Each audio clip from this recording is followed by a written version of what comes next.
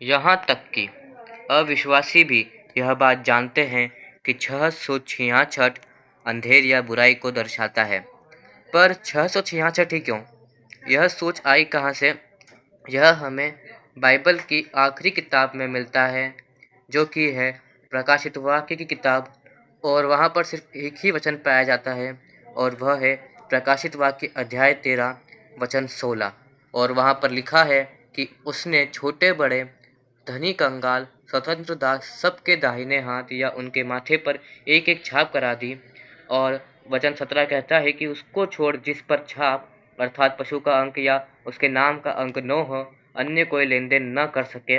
और वचन 18 बताता है, ज्ञान इसी में है जिसे बुद्धि हो, वह इस पशु का अंक जोड़ ले, क्योंकि वह मनुष्य का अंक है और उसका अंक है 666।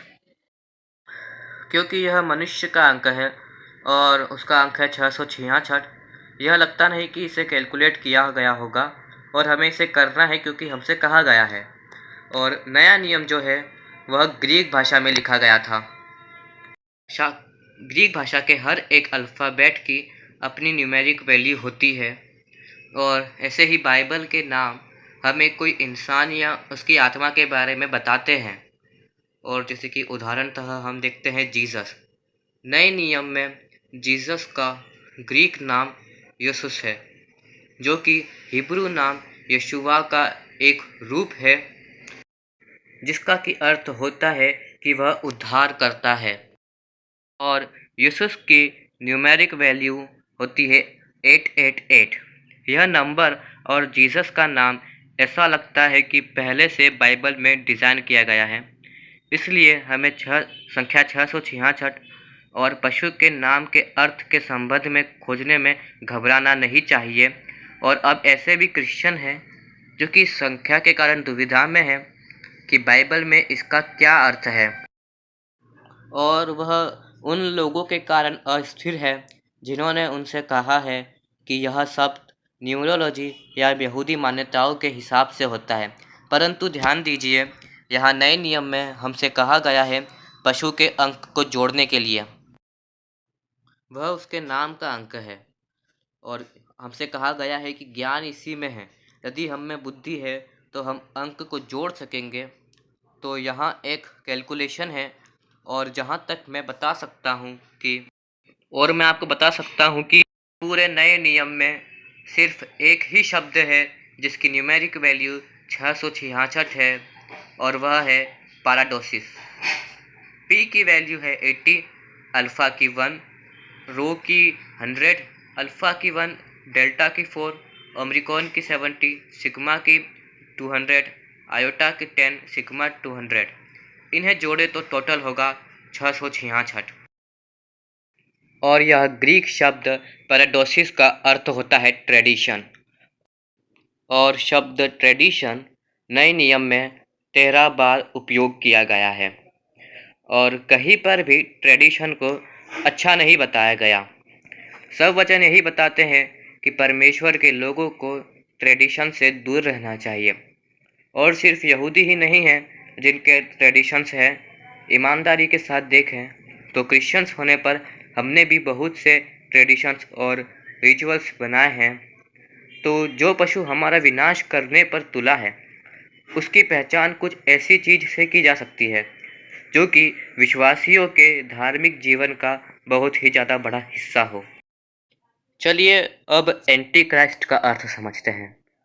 नए नियम में ग्रीक भाषा में एक शब्द है एंटी क्रिस्टोस, और ग्रीक में क्रिस्टोस का अर्थ है अभिषिक्त किया हुआ। और पुराने नियम के हिब्रू शब्द मशियाख का अर्थ भी है अभिषिक्त किया हुआ, और मशियाख का इंग्लिश अर्थ है जीसस इस मसाया, यीशु मसीह है, यीशु अभिषिक्त है। यह यीशु के लिए टाइटल है।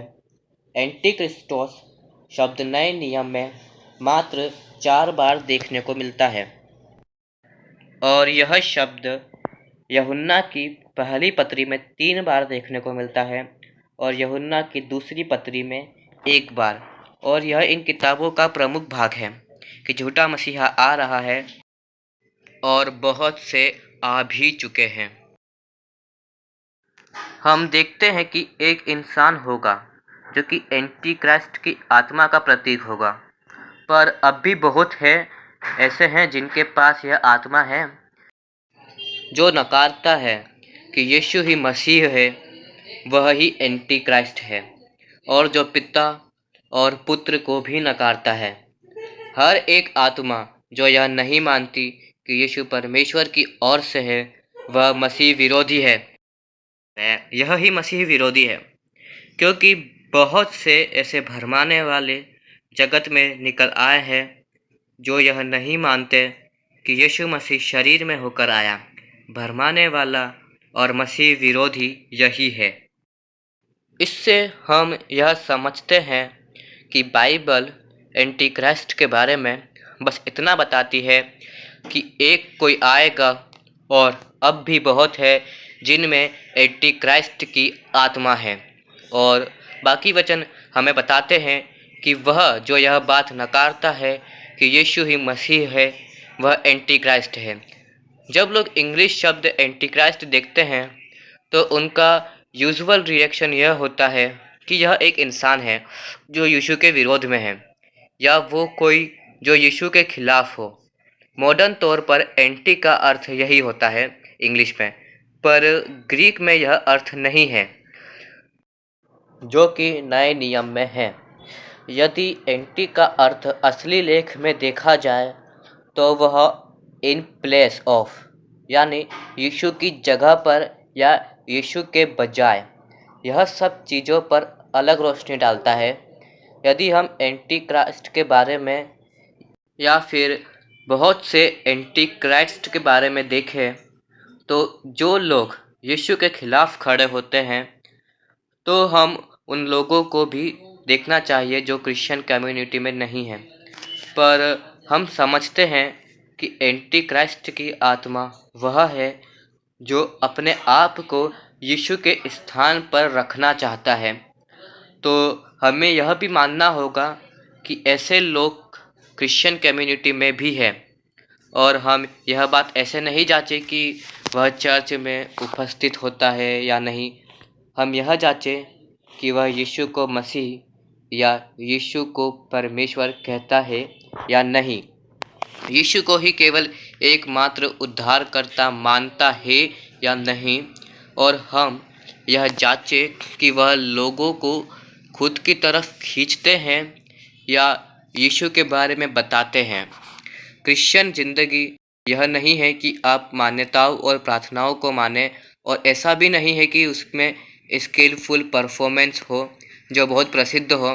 क्रिश्चियनिटी जीसस के साथ एक रिश्ता है, और हर दिन हमें पवित्र आत्मा की उपस्थिति में रहना चाहिए।